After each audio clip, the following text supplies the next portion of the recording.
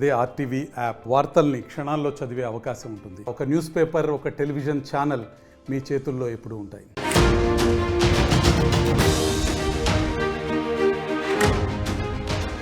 Breaking news. 11వ రోజు దువ్వాడ కుటుంబ పంచాయతీ చేరింది. 11వ రోజు కూడా దువ్వాడ శ్రీనివాస్ కుటుంబ పంచాయతీ ఒక కొలిక్కి రావడం లేదు. మాధురితో దువ్వాడ ఏమైనా చేసుకోగాని టెక్కలు బదిలి వెళ్ళిపోవాలి అని వాణి డిమాండ్ చేస్తున్నారు. దువ్వాడ శ్రీనిధి రూపాయి కూడా వద్దు అని వాణి అంటున్నారు. పరస్పర ఫిర్యాదులతో వాణి దువ్వాడ శ్రీనులకు నోటీసులు ఇచ్చేందుకు పోలీసులు ప్రయత్నం చేశారు, కానీ ఇద్దరు కూడా నోటీసులు తీసుకోలేదు. ఇప్పుడు దువ్వాడ వాణి వెర్షన్ కొంచెం మారినట్టుగా తెలుస్తుంది. దువ్వాడ శ్రీనివాస్ నాకు కావాలి, దువ్వాడ శ్రీనివాస్ ఉంటాను అని ఆమె అంటున్నట్టుగా తెలుస్తుంది. ఇలా రకరకాల వెర్షన్స్ మనకి వినిపిస్తూ ఉన్నాయి. ఒకసారి మనం దువ్వాడ శ్రీనివాస్తోనే మాట్లాడే ప్రయత్నం చేద్దాం. దువ్వాడ శ్రీనివాస్ మనకు అందుబాటులో ఉన్నారు. దువ్వాడ శ్రీనివాస్ గారు నమస్తే అండి. నమస్కారం రోహిత్ గారు. నమస్కారం. దువ్వాడ శ్రీనివాస్ గారు, 2 రోజుల క్రితమే ఈ వివాదం సద్దుమణిగిపోయింది, వివాదానికి ఎండ్ కార్డు పడింది అని అనుకున్నాం, కానీ ఇందులో ట్విస్టులు బయటకు వస్తున్నాయి కానీ ఎండ్ కార్డు పట్టడం లేదు. ఏంటి ఇప్పుడు మీరు కావాలి అనే వాణి అంటున్నట్టుగా తెలుస్తోంది. ఎంతవరకు వచ్చింది వివాదం, అసలు ఏంటి సార్? ఇది 2 రోజుల గొడవ కాదు సార్. ఇది పెళ్లి కాకముందు నుంచి పెళ్లి అయిన తర్వాత నుంచి జరుగుతున్నటువంటి 30 ఏళ్ల గొడవ ఇది. ఇందులో 2 ఏళ్ల నుంచి నేను బయటే ఉన్నాను. దానికి కారణం నా బిల్డింగ్ ఏదైతే ఉందో ఆ బిల్డింగ్ కూడా మీకు ఫోటో, ఒక పెద్ద బిల్డింగ్ సుమారు 6 కోట్ల రూపాయలతో నిర్మాణం చేశాను సార్. అది ఫ్యాక్టరీ ఒకటి ఇచ్చేస్తాం. ఆమె 5 డిమాండ్లు చేశారు సార్ నాకు. 5 డిమాండ్లలో భాగంగా ఫ్యాక్టరీతో పాటు సుమారు 6 crores పెట్టి బిల్డింగ్ కట్టాను సార్. ఓకే, ఈ బిల్డింగ్ తనకి ఇచ్చేస్తానని చెప్పాను సార్. హాయిగా ఈ బిల్డింగ్ లో తను ఉండొచ్చు. ఆల్రెడీ దీనికి సంబంధించి నేను క్లియర్ చేశాను. ఇకపోతే మూడోది ఏంటంటే పిల్లలు చదువులు అవన్నీ నా బాధ్యత. అది కండిషన్ లో పెట్టి అడగాల్సినటువంటి అవసరం లేదు. ఆ పెద్ద పాపకి బ్రహ్మాండంగా మ్యారేజ్ చేశాను, ఆమెను డాక్టర్ని చదివించాను. రెండో పాపకి డాక్టర్ని చదివించాను, అమ్మాయికి పీజీ చేయించి అమ్మాయికి పెళ్లి చేయించి ఈ బాధ్యతలన్నీ నావి. తండ్రిగా నా బాధ్యతలు. అది కండిషన్స్ లో పెట్టి అలా అడగాల్సిన అవసరం లేదు, నేను చెప్పాల్సిన అవసరం లేదు. అది నా బాధ్యత. నా పిల్లల్ని ఏ రకంగా చూసుకోవాలో నాకు తెలుసు, అది నేను చేస్తాను సార్. 3ది. 4వది ఏంటంటే ఏదైతే వాళ్ళు కోర్టులకు వెళ్ళారో నా మీద 498A పెట్టి అందులో డొమెస్టిక్ వైలెన్స్ అని పిటిషన్ కూడా ఒకటి టెక్కల కోర్టులో వేసి, ఈ 2 పిటిషన్స్ ఒకవైపు నడుస్తుండగా పెద్ద మనుషులను పంపించి మేము 5 పాయింట్లు డిమాండ్ పెడుతున్నామని మీకు చెప్పినటువంటి 5 పాయింట్లని ఆమె డిమాండ్ చేయటం జరిగింది సార్. ఆ డిమాండ్లలో మీకు చెప్పినట్టుగా ఫ్యాక్టరీ ఓకే చేశాను, ఈ 6 కోట్ల రూపాయల విలువైన బంగ్లా ఓకే చేశాను, పిల్లల చదువులు నా బాధ్యత అని చెప్పాను. ఈ కోర్టులో ఏవైతే పిటిషన్స్ వేసుకున్నామో నేను కూడా విడాకుల నోటీస్ ఇచ్చాను సార్. అది కూడా కోర్టులో తేల్చుకోవాలి అని వాళ్ళు అన్నారు. వాళ్ళ ఫాదర్ కూడా చెప్పారు, కోర్టులో తేల్చుకోండి, కోర్టులో ఏ రకమైన నిర్ణయం వస్తే ఆ నిర్ణయం చేద్దామని వాళ్ళ ఫాదర్ అన్నారు 4వ పాయింట్కి. సరేలే, మనము ఇక్కడ మ్యూచువల్ గా చేసుకుంటే మంచిది, లేదనుకుంటే కోర్టులో చేసుకుంటారు. ఆస్తులన్నీ తీసుకున్న తర్వాత మ్యూచువల్ గా చేసుకోవటం ధర్మం. లేదు, ఆస్తులన్నీ తీసుకున్న తర్వాత కూడా కోర్టులోనే చేసుకుంటామంటే సరే, అది మీ ఇష్టం. అది కూడా నేను ఒప్పేసుకున్నాను సార్. ఇక 5వ పాయింట్ ఏంటంటే ఇప్పుడున్నటువంటి నివాసం. ఈ నివాసం అన్నది ఇది పెద్ద విలువైంది, వాల్యుబుల్ కాదు సార్. ఇది మరి విలువైంది, వాల్యుబుల్ కాదన్నప్పుడు ఇచ్చేచ్చు కదా పోనీ. మీరు కూడా ఎందుకు అక్కడ పట్టుకుని? అదే చెప్తున్నాను సార్. ఈ ఆస్తి నాకు ఇప్పుడు నాకున్నటువంటి ఆస్తులు ఏవైతే అనుకున్నానో ఒక 30 కోట్ల విలువ ఉంటే ఈ ఆస్తి విలువ ఒక 3 కోట్లే ఉంటది సార్. ఎప్పుడైతే దువ్వాడవాణి ఇంటి తలుపులు వేసి 2 ఏళ్ల క్రితం నాకింటికి రానివ్వకుండా తను టికెట్ పొందిన తర్వాత, అంటే నేను అధిష్టానంతో కన్విన్స్ చేసి ఆమెకే టికెట్ ఇవ్వండి, ఆమె చేస్తారులేండి, నేను తగ్గిపోతానని చెప్పి 100 మెట్లు దిగి ఆమెకు అవకాశం ఇచ్చిన తర్వాత ఇంటికి తాళం వేశారు సార్. ఇంటికి ఎప్పుడైతే తాళం వేశారో నేను మీకు ఇదివరకు చెప్పాను, నేను బయట ఉన్నాను కొన్నాళ్ళు, తర్వాత వెళ్ళి పలాసలో ఉన్నాను. పలాసలో ఉన్న తర్వాత మళ్ళీ నేనే పోటీ చేయాల్సిన అవసరం వస్తుందని అధిష్టానం చెప్పిన తర్వాత టెక్కల్లో ఏదో ఒక నివాసం ఏర్పాటు చేసుకోకుండా టెక్కల్లో పలాసలో ఎలా ఉంటాను అని చెప్పి టెక్కల్లో ఈ నివాసం ఏర్పాటు కోసం పార్వతీశం మాస్టర్ అన్నది అతని ల్యాండ్ సార్. ఇది ఆ ల్యాండ్ కి అప్పటికప్పుడే నా దగ్గర డబ్బులు లేవు. ఆ డబ్బులు అంత ఇవ్వలేను. నేను ఇంచుమించు 1 కోటి రూపాయల పైచిలుకు అది. నేను కొంత డబ్బులు ఇచ్చి మిగతా డబ్బులు చెక్స్ ఇచ్చాను సార్.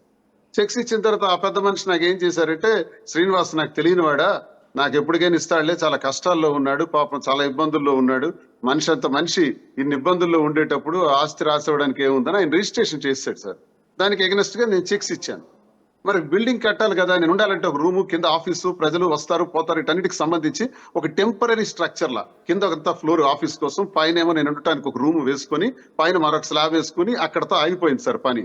దీనికి మా బ్రదర్ దగ్గర నుంచి కొంత, నాకు ఆర్థికంగా కూడా ఎన్నికల్లోనూ ఈ బిల్డింగ్ కన్స్ట్రక్షన్ విషయంలో మాధురికి కూడా నాకు కొంత హెల్ప్ చేశారు సార్, ఒక 2 కోట్ల వరకు. అదిని బ్రదర్ చేసిన హెల్ప్ తో, పార్వతీశం చేసిన హెల్ప్ తో నేను ఈ బిల్డింగ్ నిర్మాణం చేయగలిగాను సార్. నేను అన్నది ఏంటంటే స్పష్టంగా అన్ని కోరికలు తీర్చేస్తూ, నాకున్న ఆస్తులన్నీ మీకు రాసేస్తూ, ఉండటానికి ఆఖరికి నాకు నివాస యోగ్యం లేకుండా మీరు చేస్తారు. ఎందుకంటే గత చరిత్రలో నేను కళ్ళారా విన్నాను, నా కష్టాలు పడ్డాను, నేను శారీరకంగా మానసికంగా ఎంత బాధపడ్డానో అది నాకు తెలుసు. ఎందుకంటే నేను ఏదైతే మీకు ఇప్పుడు ఫోటోలో చూపించానో, ఈ ఇంటికి తాళం వేసి నాకు ఇంటికి రానివ్వకుండా చేస్తే, ఇదే పరిస్థితుల్లో నేను బయటికి వెళ్ళిపోయిన పరిస్థితులు వచ్చాయి. మళ్ళీ నిన్నటికి నిన్న అంటే 9వ తారీఖు ఇదే ఇంటి మీద, నేను కొత్తగా కట్టించినటువంటి ఈ నేషనల్ హైవే మీద ఉంటున్నటువంటి ఇంటికి తాళాలు విరగ్గొట్టి ఫోర్స్ఫుల్ ట్రెస్పాస్ చేసి నన్ను అటాక్ చేయడానికి కొంత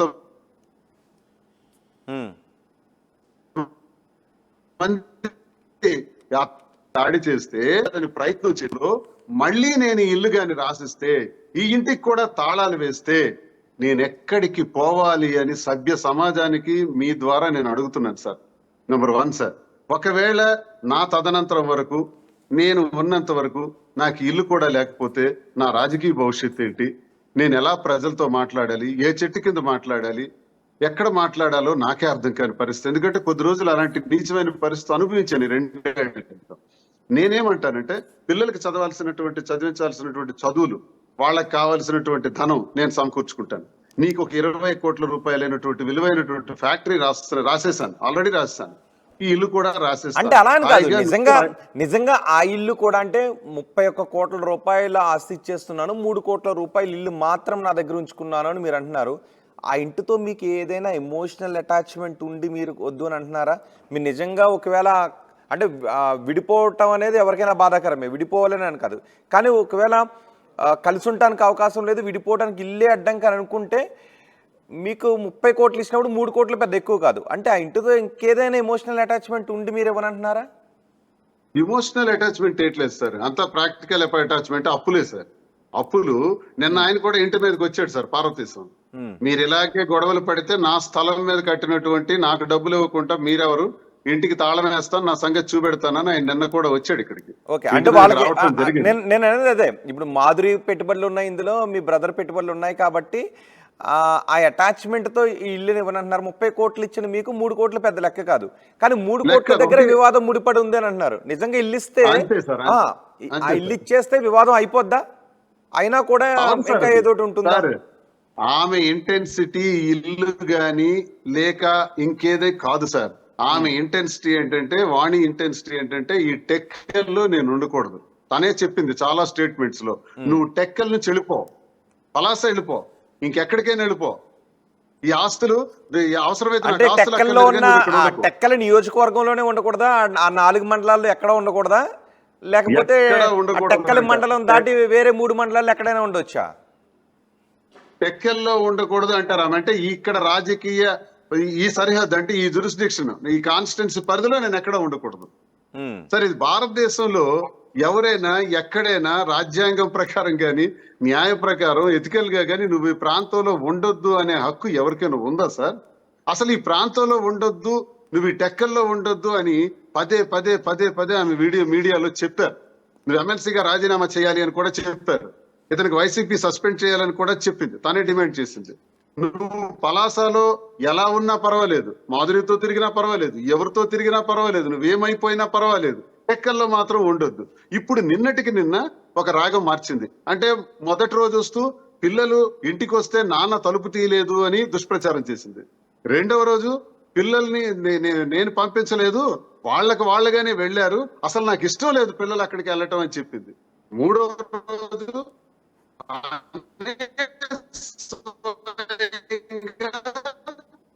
మంది మార్పాలని చేసుకుని వచ్చి నేను ఇంట్లో అంటే లేనప్పుడు శ్రీనివాస్ గారు మాట్లాడడానికి వివాదాన్ని ఆమె ప్రయత్నిస్తాను. తెగనవడం లేదు అంటే వివాదం తెగిపోకూడదు, మీలో ఏదైనా మార్పును కోరుకుంటున్నారంటారా వాణి?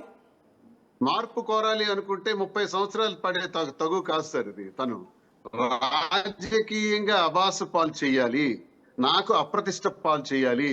నేను రాజకీయంగా టెక్కల్లో ఉంటే తనకు ప్రతిబంధకం, తన ఎదుగుదలకి అడ్డంకి. నేను ఇక్కడి నుంచి పోతే తన ఎదుగుదలకు అవకాశం వస్తుందన్న రాజకీయ కోణం తప్ప, ఈ రాజకీయ కోణంలో నన్ను అబాస్ పాలు చేయటం తప్ప ఇంకో ఉద్దేశం ఆమెకు లేదు సార్. ఇది నేను స్పష్టంగా, నేను 30 ఏళ్ళ అనుభవంలో పెళ్ళైన కానీ తర్వాత ఎందుకు 30 మీ ఏళ్ళ విషయంలోనే అనుభవంలో నేను చెప్తున్నాను. అలా అని కాదు, ఇప్పుడు భార్యాభర్తలు రాజకీయాల్లో ఉన్నారు, భార్యాభర్తలు ఇద్దరు ఎమ్మెల్యేలుగా ఎన్నికైన వాళ్ళు ఉన్నారు, ఒకరు ఎంపీ ఒకరు ఎమ్మెల్యేగా ఎన్నికైన వాళ్ళు ఉన్నారు, రాజకీయాల్లో సమర్థవంతంగా ముందుకు వెళ్తున్న వాళ్ళు కూడా ఉన్నారు. కానీ మీ ఎదుగుదల వాణి ఎదుగుదలకు అడ్డంకిగా మారుతుందని వాణి ఎందుకు భయపడతారు? ఇద్దరు ఎదిగితే ఇద్దరు ఎదగొచ్చాను ఉంది కదా. ఇప్పుడు బొత్స సత్యనారాయణ ఫ్యామిలీలో కూడా ఇద్దరు భార్యాభర్తలు ఇద్దరు కూడా రాజకీయాల్లోనే ఉన్నారు. సో భర్త ఎదుగుదల భార్యకు విఘాతం అని ఆవిడ ఎందుకు భావిస్తున్నారు? నిజంగా అలా భావిస్తున్నారా, లేకపోతే మీలో ఏదైనా మార్పు కావాల్సిన అవసరం ఉందా? 2004లో నేను రాజశేఖర రెడ్డి గారితో అడుగులు 2000 నుంచి వేస్తాను సార్, విద్యార్థి దశ నుంచి. రాజశేఖర రెడ్డి గారి పాదయాత్రలో నాకు హరిశ్చంద్రపురం నియోజకవర్గం టికెట్ నేను బాగా పనిచేసినందుకు నా వర్క్ స్టైల్ మెచ్చుకుని నా టికెట్ అనౌన్స్ చేశారు సార్. అనౌన్స్ చేసిన తర్వాత ఇదే విధంగా రాఘవరావు తన కూతురు వాణి రాజశేఖర రెడ్డి గారి దగ్గరికి వెళ్ళి ఆ టికెట్ మాకివ్వండి, లేకపోతే మేము ఇండిపెండెంట్ గా పోటీ చేస్తామని అధిష్టానం ముందు బెదిరించి ఆ టికెట్ తీసుకున్నారు సార్. అప్పుడు రాజశేఖర రెడ్డి గారు నన్ను కన్విన్స్ చేసి, శ్రీనివాస్ ఆ టికెట్ ఇచ్చేద్దాం వాళ్ళకి, నీకు తర్వాత నేను చూసుకుంటాలే, నీకు మంచి లైఫ్ ఉందని చెప్పారు సార్. ఆ తర్వాత 24లో మళ్ళీ అధిష్టానం, వైసీపీ అధిష్టానం వద్దకెళ్ళి ఆ టికెట్ నాకు ఇస్తారా, ఉరేసుకోమంటారా, ఆయనకి నాకు డైవర్స్ ఇవ్వండి అని ఇప్పుడు సార్ 2 ఏళ్ల క్రితం 22లో కూడా ఆమెకు రాజకీయ కాంక్ష లేకపోతే నిజంగా నేనే ఉండాలి, నా భర్తే ఉండాలి, నా కుటుంబమే ఉండాలి, నేను నా పిల్లలు బాగుండాలి అని తను కోరుకున్నదైతే అధిష్టానానికి వెళ్ళి చెబుతారా సార్? లేదు, పబ్లిక్ లో ఇది ప్రచారం చేసి బహిరంగపరిచి ఇంత దుర్మార్గంగా ప్రవర్తిస్తారు సార్, నన్ను అబాస్పాలు చేస్తారు సార్. ఇది రాజకీయ కోణం కాకపోతే ఇంకే కోణం ఉంటుంది సార్? ఒకవేళ కుటుంబంలో ఏదైనా ఇబ్బందులు జరిగితే 30 ఏళ్లలో నా క్యారెక్టర్ ఎప్పుడైనా డ్యామేజ్ అయిందా సార్? నేను వ్యసనపరున్నా, పేకాడతానా, లేకపోతే మద్యం ఏమైనా సేవిస్తానా విచ్చలవిడిగా, లేకపోతే ఇదివరకే నాకు ఇల్లీగల్ కాంటాక్ట్స్ ఏమైనా ఉన్నాయా? ఎప్పుడూ లేనిది ఇప్పుడే నేను గెలుస్తున్న సమయం, అవకాశం వస్తున్న సమయం, నేను ఎదుగుతున్న సమయాన్ని చూసి, ఆనాడు 2004లో ఎదుగుతున్న సమయాన్ని చూసి తొక్కారు, ఇప్పుడు 2024లో కూడా ఎదుగుతున్న సమయాన్ని చూసి అదే అధిష్టానం నాకు గౌరవించినటువంటి ఎమ్మెల్సీ హోదాని, అలాగే ఎమ్మెల్యేగా పోటీ చేస్తున్నటువంటి హోదాన్ని జీర్ణించుకోలేక కావాలని మళ్ళీ అప్రతిష్ట పాలు చేయడానికి, ప్రజల్లోను సభ్య సమాజం ముందు నేను తలదించుకునేటట్లు చేయటానికి కాదు. శ్రీనివాస్ గారు, ఒక విధంగా చూస్తే ఇద్దరు రాజకీయాల్లో ఉన్నారు, కానీ ఇద్దరిది లవ్ మ్యారేజ్. ఇద్దరు లవ్ మ్యారేజ్ చేసుకున్నప్పుడు ప్రతి విషయంలోనూ షేరింగ్ అనేది ఉంటుంది మీ దగ్గర. అసలు ఎక్కడ ఇప్పుడు, ఎందుకంటే వాళ్ళ ఫాదర్ మిమ్మల్ని వదిలేసి వచ్చేయమన్నప్పటికీ కూడా ఆవిడ వెళ్ళిపోకుండా 30 ఏళ్ళు మీతోనే ఉంది అని అంటే మరి ఎక్కడ విభేదాలు వచ్చాయి? ఫాదరే మిమ్మల్ని వదిలేసి రమ్మన్నప్పుడు వెళ్ళని ఆవిడ రాజకీయాల గురించి మిమ్మల్ని దూరం చేసుకుంటుందా? సార్ ఎన్నో సార్లు తన ఇంటికి వెళ్ళిపోవటం జరిగింది సార్, అవి చెప్పలేదు. నేను ఎప్పుడు కుటుంబ విషయాల్ని బయటకు తీసుకురాలా. తండ్రి పిలుపు మేరకు 96లోనే మా నాన్న శ్రీనివాసను వదిలేసి వచ్చేయని చెప్పాడు. అంతకు ముందు కూడా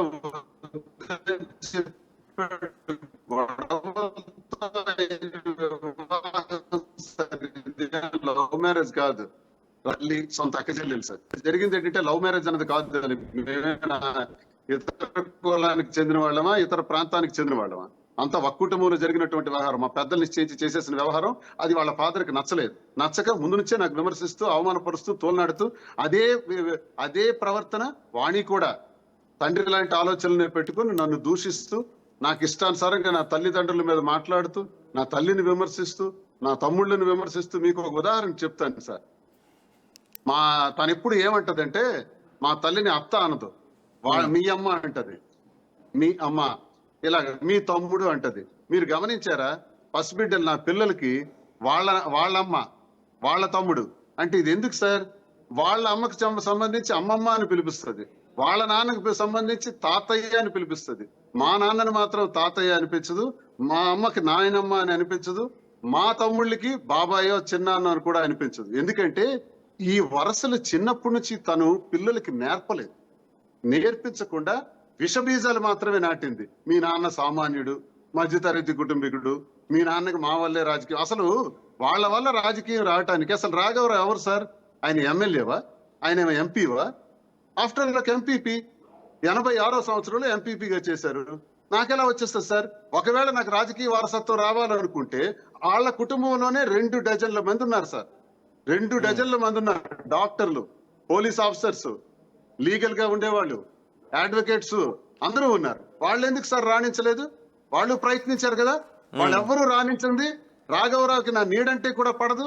నాకెలా సార్ దారదత్తం చేశాడు అధికారాన్ని? శ్రీనివాస్ గారు, అసలు మీ పెళ్లి ఎలా జరిగింది? మీ పెళ్లి ఎలా జరిగింది? సార్, అసలు మీ పెళ్లి ఎలా జరిగింది? ఏది సార్ పెళ్లి అంటారా? 94 సార్, గొడవలతో జరిగింది. గొడవలతో? చాలా పెద్ద అది ఆ మాట వాణి కూడా చెప్పింది, రాఘవరావు కూడా చెప్పారు కదా సార్.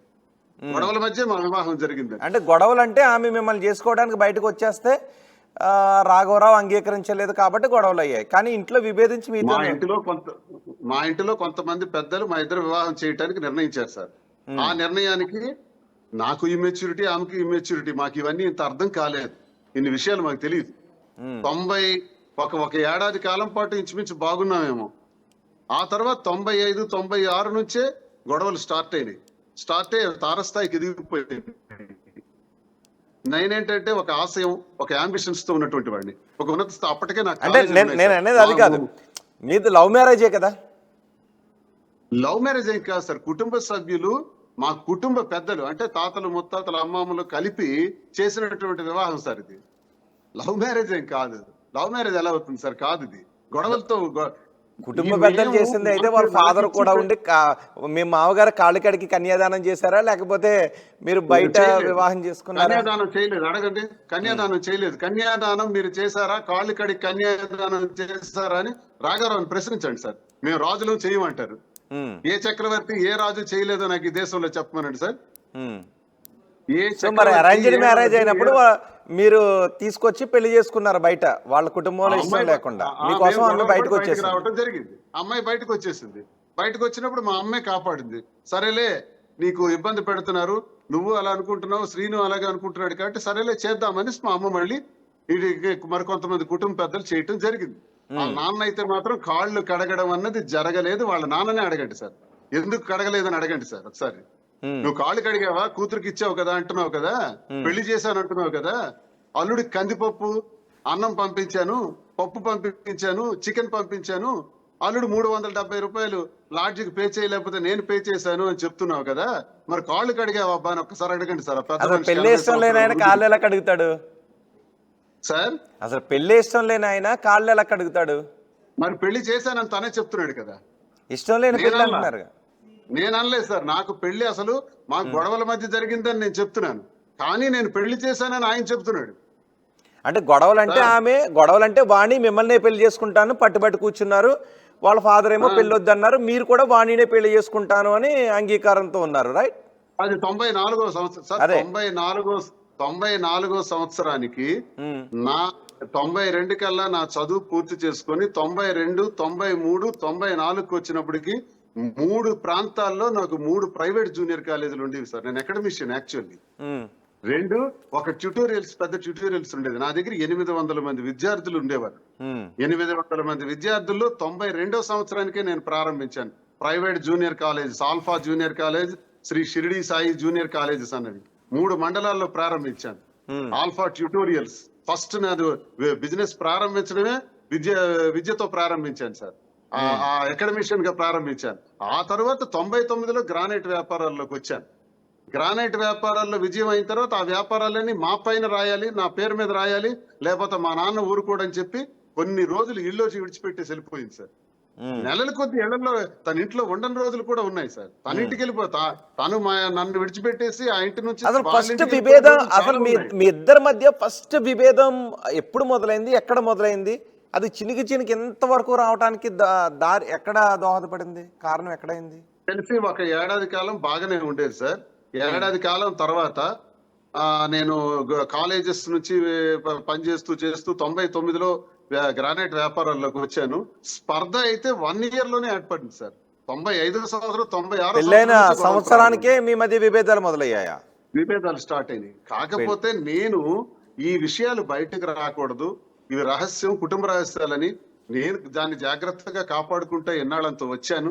ఎప్పుడు చెప్పుకోలేదు.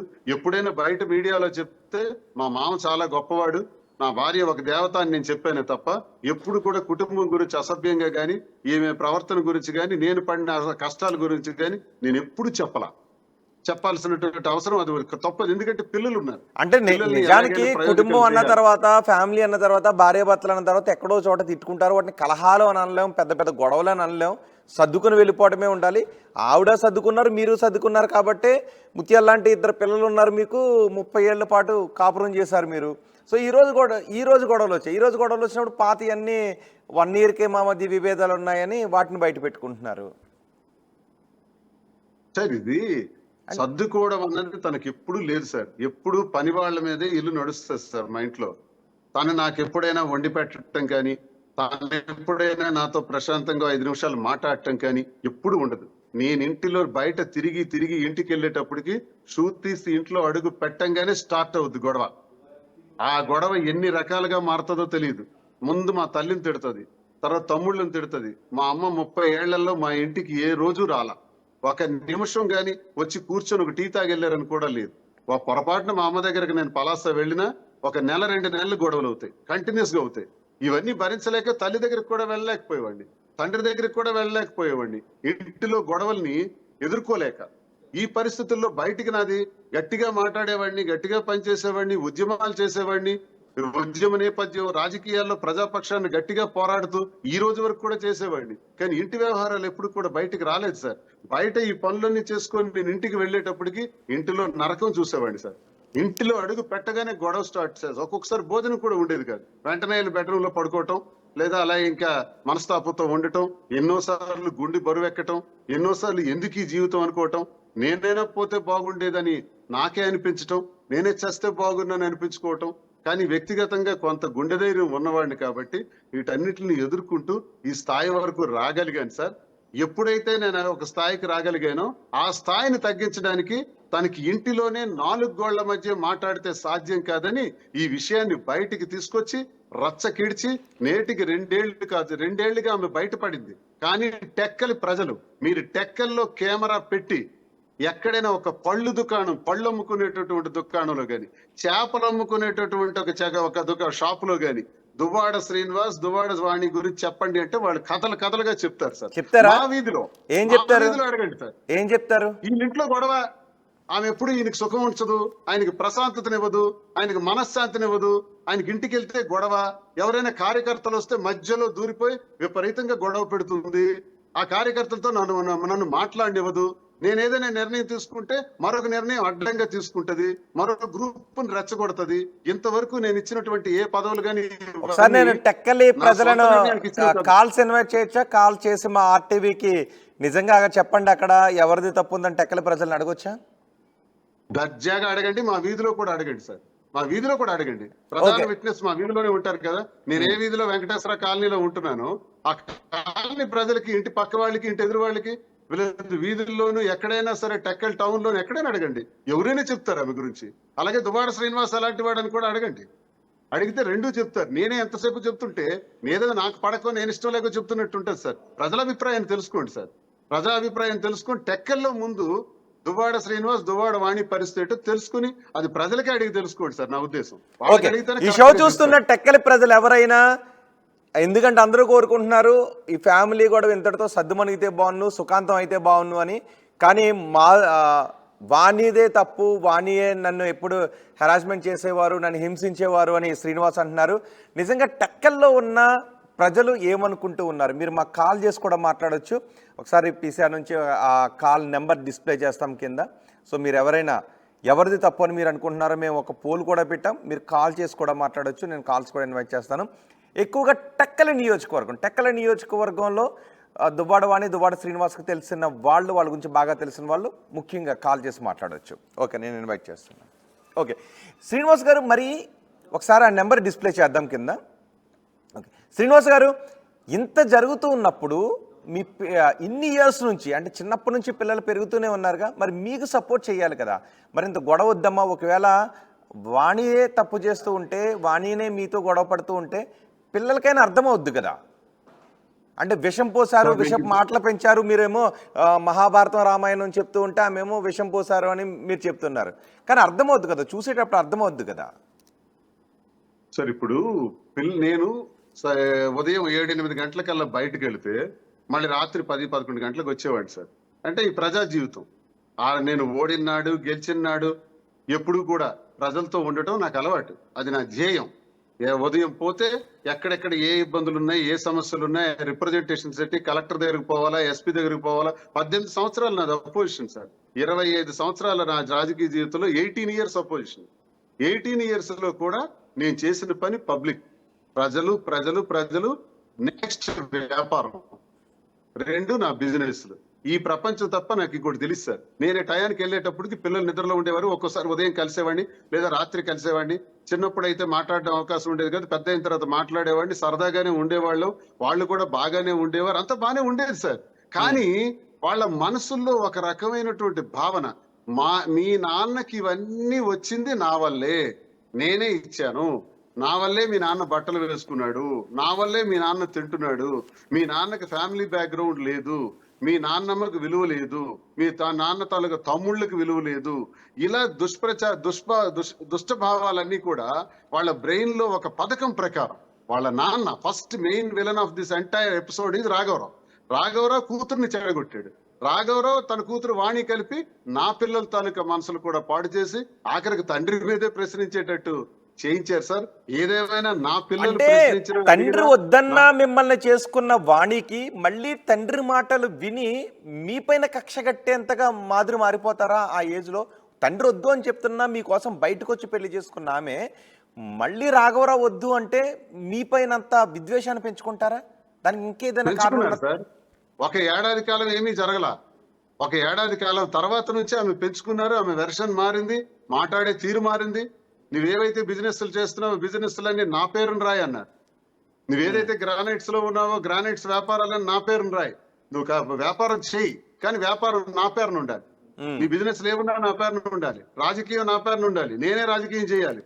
నువ్వు మామూలు తిరిగితే తిరుగు, నేను రాజకీయం చేయాలి, నేను పోటీ చేయాలి. ఇవి ఎప్పుడు ఉన్న గొడవలు సార్. ఇది శ్రీనివాస్ గారు, మీతో రాధా అని హైదరాబాద్ నుంచి కూడా 2 రాష్ట్రాల నుంచి కూడా కాల్స్ వస్తున్నాయి. టెక్కల నుంచి కాల్స్ చేసే వాళ్ళకి ఎక్కువ ప్రిఫరెన్స్ ఇద్దాం. ఎక్కువ టెక్కల నుంచి ఎవరైనా కాల్ చేయడానికి ప్రయత్నించండి. సో రాధా అంటే హైదరాబాద్ నుంచి కాల్ చేస్తున్నారు, మాట్లాడుతున్నారు. రాధా గారు,